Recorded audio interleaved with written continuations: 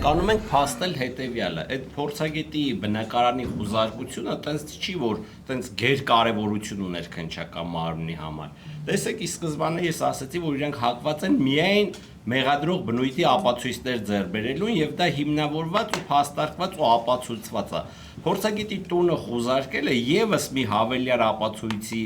տեսակ է, մի հավելյալ կերպ է ապացուցվում, որ այդ մարդիկ շահագրգռված են միմիայն շինցու եւ մեղադրական բնույթի ապացույցներ հավաքելով եւ դա հենց ճնշման մեթոդ է, որ այն մարդիկ, ովքեր ի օգուտ այս գործի կգան կխոսեն, թող համոզված լինեն, որ իրենց բնակարանները խուզարկվելու են։ Բայց ես վստահ եմ, որ մեր հանրությունը այդ անտարբերության մատնված չի եւ խիզախներ անպայման լինելու են։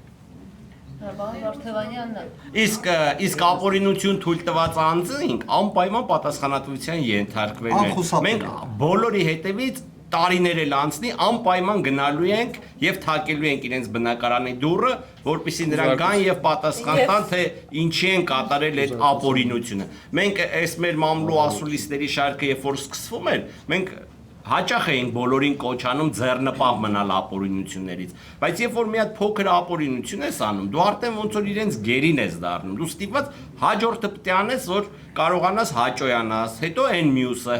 մյուսը։ Դրա համար թող այդ բոլոր ապօրինություն արածները հաստատապես համոզված լինեն, որ իրենց հետևից արդարադատությունը անպայման գնալու է։